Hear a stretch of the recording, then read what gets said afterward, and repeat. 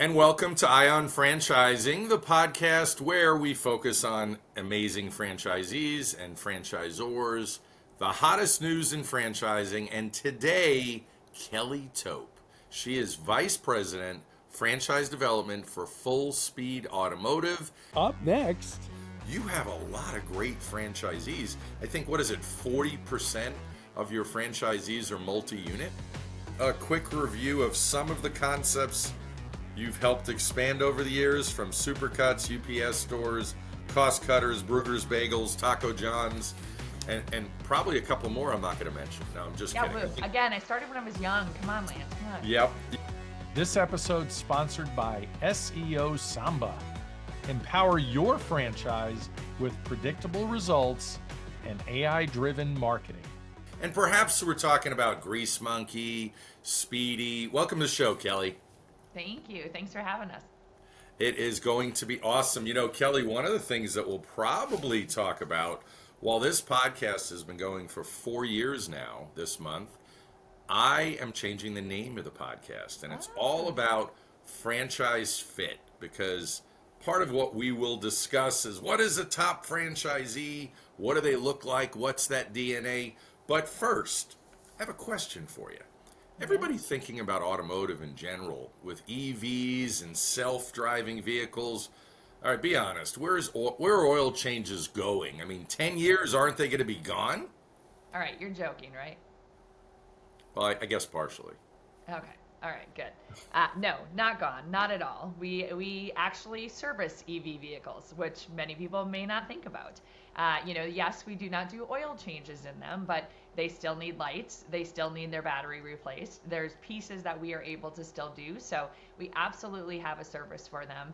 Another side that people probably don't think about, though, is the EV vehicles didn't expand as quickly as was expected. I live in Minnesota, so here in this state, you cannot use them in the dead of winter. It just doesn't work. They don't go as far as they do when it's in warmer temperatures. So that's one factor that people really had not thought about when buying them. And so they're really learning that people are keeping vehicles, their regular combustion vehicles, longer because A, the expense has gone up, and B, they're not jumping into that side as quickly as they thought that everybody would. And so that leaves our services for many years to come, which will be a need, simply to service those vehicles that they're keeping longer. You want to keep up that maintenance. You want to make sure that you're getting them in so that you can keep them longer. And in addition to that, like I said, we can do the EV vehicles as well. So. Awesome. Well, Full Speed Automotive, tell us about that and what makes Full Speed really stand out in the automotive space. Yeah, so Full Speed is our umbrella that's over our franchise brands. So basically, as you mentioned earlier, Grease Monkey and Speedee. So that basically kind of covers those two. And really, those brands are what we feel makes them stand out is certainly our customer service. We're doing the quick lube, we're doing the repair. There's a couple things that beyond that, but customer service is one of our top components that really builds that relationship with our customers, that brings them that trust. When you think of automotive, a lot of people think, oh, where should we go? Who do we trust? They're really building that relationship, brings them back. So it also drives them back in, gets them coming back, and not only maybe doing their consistent oil changes there, but also, oh, they mentioned that I should look at doing this repair, next time I'm here. So brings that business back in as well. So just continues to drive them into your location. And so that is one component. The other thing that I think is being in the years in franchising that I've had and kind of watching different brands and being a part of different brands, the key thing that I love sharing with people about this brand is that the flexibility that they'll find in this brand of what they can do in their location. So let's say they think, oh, I've seen Grease Monkeys, those are quick lubes, right? Those are quick lube only. Not true. You can decide to do a Grease Monkey as a quick lube, but also add on tires. You can decide to do Speedee as maybe just a quick lube instead of a quick lube with repair. So they have flexibility in these brands to really be able to do what they want within the automotive space, obviously. But that gives them the option. I mean, we had one person say, well, I want to do window tint and I want to do tires and I want to, do alignments. Perfect. What brand do you want to do that under? Because we can do that under either of the brands. That's awesome. I love that flexibility because, as you know, you've been in the industry a long time and quite a few different brands. Careful now. From, I know, that's true. Not as long as me. I'm much, much older than you. Now, we're talking about food, restaurants, wellness. Yeah. And we'll get into that a little bit further because that really, you've learned so much, and it's amazing what you get to observe in this industry of what it Sure. takes to be successful. But when you mention all the different services and that flexibility, you have a lot of great franchisees. I think, what is it, 40% of your franchisees are multi-unit? Multi-unit, and that speaks volumes for the brands that they want to continue to grow with us. And so we even have some franchisees that are not only multi-unit, they're multi-unit, multi-state, multi-brand. They've literally gone into both brands. They do multi-units of them, and they're in multiple states across the U.S. So that is something that also we afford our franchisees, the ability to grow and not just to need to stay within their quadrant and within that section where they started. If they say, oh, hey, we have someone that we want to open up in, Houston, and they're up in Colorado, no problem. As long as we ask that the first ones be close to them, because we want them to know the process, understand the operating system, get that under their belt. And then after they finish that, then absolutely, sky's the limit. Let's go where you want to go, and let's expand together. Let's talk some numbers. I call this the show me the money segment. Sure. And I was hanging with Cuba Gooding Jr. recently. That's more for another Nice. podcast. Okay. But top 25% of Grease Monkey franchisees did 1.8 million with an EBITDA. And for those listening, a lot of people know what cash flow or EBITDA is, earnings before interest, taxes, depreciation, amortization. The R is, was rent or occupancy costs. Yeah. 411,000 in EBITDA for Grease Monkey, top 25%. Yeah. Speedee, top 25%, almost 2.4 million, 2.38 average unit volume, and 448,000 EBITDA, almost $500,000. That's amazing. Yeah. I love these numbers. And so let's get right into who is right. Who is that franchise partner you're looking for? Sure. And the follow-up immediately to that, build this into the answer, Yeah. is, all right, who you're looking for, but what is the DNA of the top performers? What makes them really stand out? Yeah. So, as usual, we're looking for obviously someone that brings that business acumen with them. We want to know that they have some sense, of where they're going with business. And, I mean, certainly we will help them on guiding them through, P&L and business planning and all of that side. That's what we're here to do. We do know that people coming into this, they may never have done franchising before. So maybe this is their first time doing that. And we want to be able to provide that support. So we do have all of that.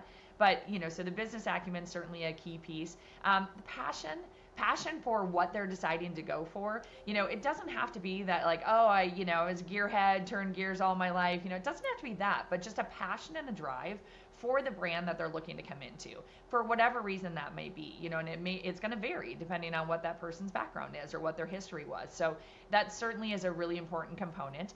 But the other thing that I say, and kind of going on that latter half of that question that you asked, is I always say there's a term that I like to use, and it's aggressive followers. And people will say, what do you mean aggressive followers? And I say, when you work with people, they're individuals that they've thought about going and doing something on their own. They may have looked at, going out and having their own thing. So they really do have that entrepreneurial spirit, that entrepreneurial mind behind them. But they also know and they understand, but we want a process to follow, something that's going to actually help me go through this. Because guess what? I may have looked at businesses, but I've maybe never looked at an automotive business. I've never looked at Quick Lube. I don't know where to put one of those. I don't know what we're going to look at for what services do we do and how do we do that, and where do we go and what numbers should I be aiming for. So all of those things are the components that we're there to obviously help guide them through. And so you want somebody that'll come in and has that aggressive side. They're passionate, they're hungry, they want to drive, they want to, they really want to move that location forward. But they also know and understand, you guys have done this, and you're going to bring us in, and you're going to teach us the right way to do it. So you've learned a lot about culture. Just a quick review of some of the concepts you've helped expand over the years, from Supercuts, UPS stores, Cost Cutters, Bruegger's Bagels, Taco John's, and probably a couple more I'm not going to mention. No, I'm just kidding. Again, I started when I was young. Come on, Lance. Come on. Yep. No, but with the culture, what you've observed, I mean, now you live by that one team, and you mentioned people and really purpose and passion. Yep.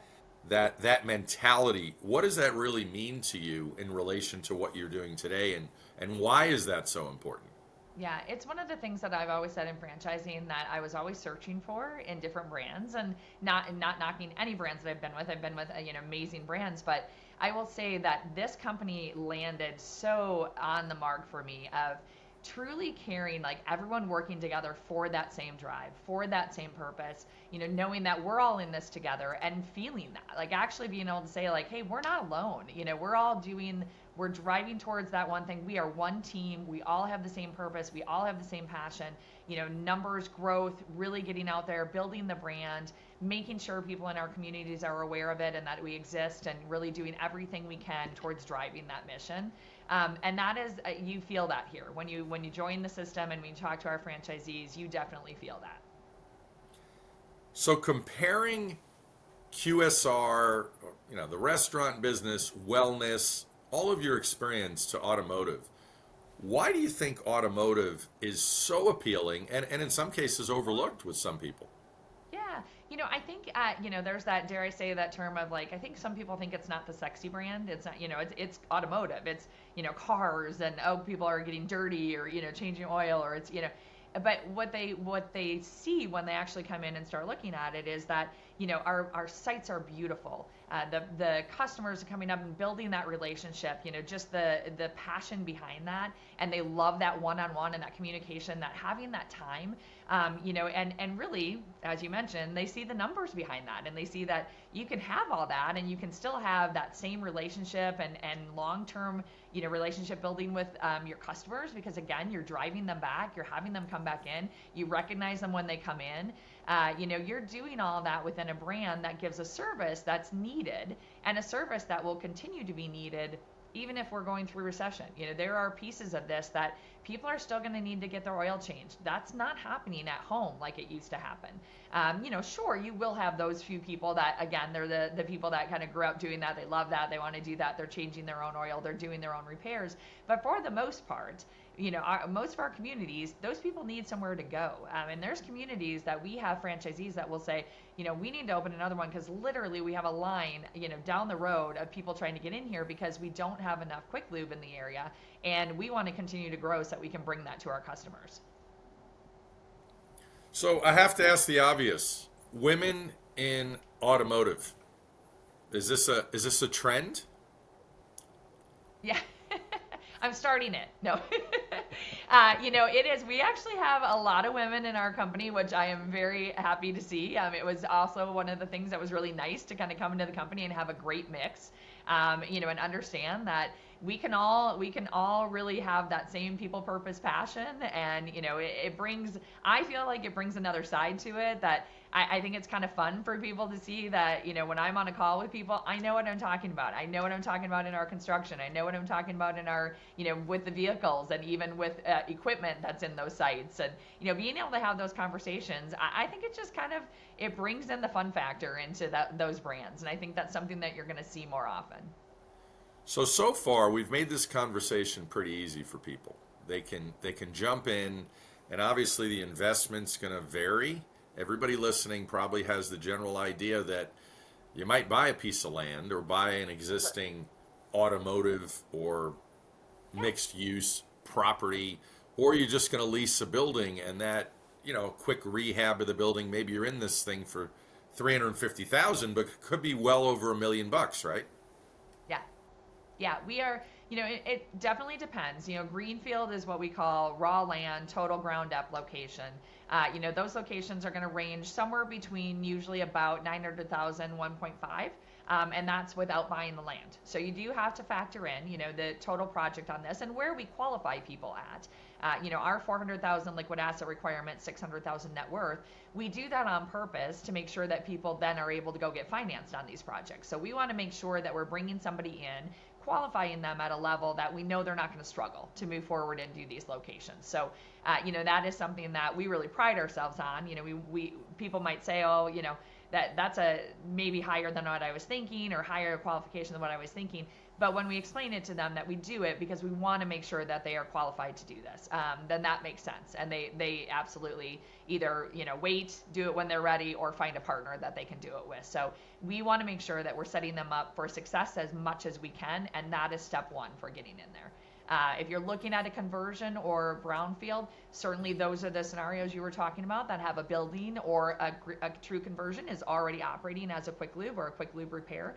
Those locations, a little bit easier to go into, obviously. You're looking at probably paint and, signage and maybe some construction on the building. If it's not a pull through where they can literally pull in one door, pull out the other. So maybe those are some, repairs that need to be done in there. But beyond that, really a little bit quicker to get into, a little bit lower cost. So those can range anywhere from about $250,000 up to about $700,000 for total project cost. Yeah, it's nice when I do some quick math based on what you can put down, even if you're not buying the land, Yeah. 150, 200,000 liquid, and pulling down an EBITDA of, 400,000 plus in Right. either concept, not necessarily in year one. It's Right. going to take you Right. some time. Yeah, Those are some of exactly. the top 25%. That's fantastic. Now let's talk about the struggle. Everybody listening to my podcast at some point or another is like, okay, this sounds fantastic. We're talking about great franchisees. What about the people on the bottom? What have you noticed over the years in the world of franchising? Yeah. Yeah, Why so is why is it that people struggle? Why are certain people on the bottom? Yeah. I think there's one of the biggest factors that I always say about that is truly the franchisee that is a part of it. You can take a great franchisee and put them actually in a site that some people might say, oh, that's not the best site. That's not necessarily. But if they're a great franchisee and they follow the operating system, they follow the marketing in the area, you're going to see a difference in that location, even if it's not an A site, even if you're talking more of a C site. And so that franchisee in that location is such a key component to what they're going to do and what their site's going to look like, what their numbers are going to look like, what their employees are going to feel connected in there, what their turnover is going to be on employees. Because if they make that connection with them and they are able to have a presence, that's why we say semi-absentee, owner-operated. We're not looking for absentee, a total absentee. And we say that on store one, obviously. When you get to looking at growing multiples, by that point, you've gotten a good general manager who's in that location. They're driving that location. You built that with them. They know what they're supposed to do, and they know how to keep pushing that forward. And then you take what you know and what you bring to it, and you go to store two, and you get ready to do those next locations.